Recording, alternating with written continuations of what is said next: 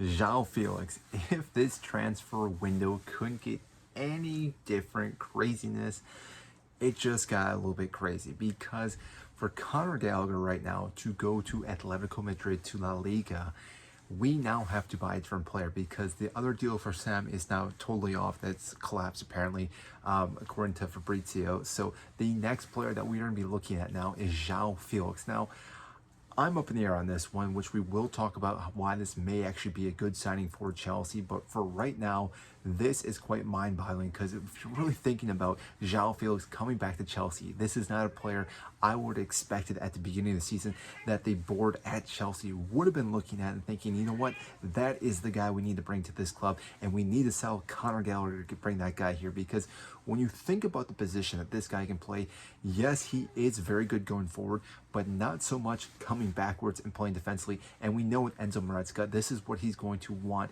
in his players, especially in that midfield position, because Joao Felix isn't going to be our starting striker anytime unless there's multiple injuries, which means that he's going to have to fit into one of those roles out on the wing or into the middle of the pitch, which if we did not see the game today against Inter Milan, we have been struggling inside the middle of our midfield. And to have Joao Felix in there as well, defensively wise, is going to be a disaster, needless to say, because yes, we can ask him to do certain things, but more likely than not, it's not going to happen. It's not his style. It's not how he plays. And I doubt he's going to just change it all of a sudden because Enzo Maresca tells him to do that. And therefore, again, that is where the signing could be poor. But the flip side with this, though, is that he has played at Chelsea. We obviously know how he is as a player. He has played in the Premier League. Yes, it was up and down. I would say it was maybe an average loan spell with him.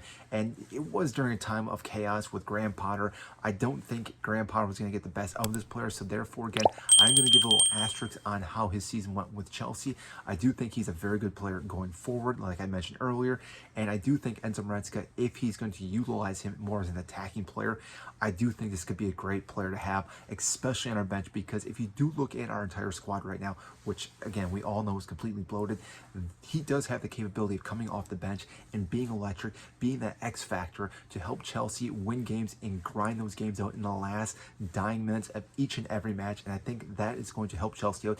And on top of that, he can rotate with a few of the players. So again, whether he's playing out on that wing, he can take Nkuku's spot, play for Cole Palmer, and again, if we really do need to, he can play as that striker. Again, I don't think he should, but there is that capability. Or again, if we need to throw another player on to be very creative, he can do that for us. So again, there are these capabilities with him. It looks like we're looking for 50 million though for him, and again, in my mind, it doesn't make sense. I would love to be in the boardroom on when they're discussing trades, transfers, loans, on how to bring players in, how to get rid of players, because right now, like I said, it really doesn't make sense with the current squad we have, because if you are looking from the outside looking in, we already have enough players that can play the same position as Joao Felix, and it doesn't make sense for us to spend 50 million on a player that, again, if we already have these players playing in that position, he's not going to be utilized every single match, and therefore, again, it's quite a bit to spend.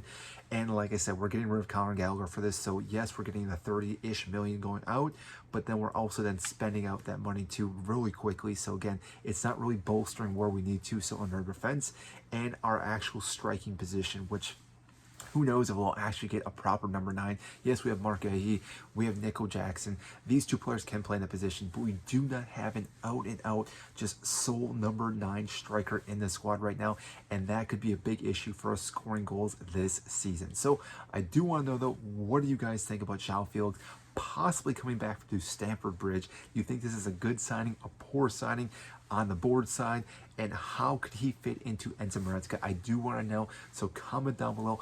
I will get to those comments as quickly as I possibly can. That is it, and if you did enjoy this video, make sure to subscribe, and I will see you in our next video.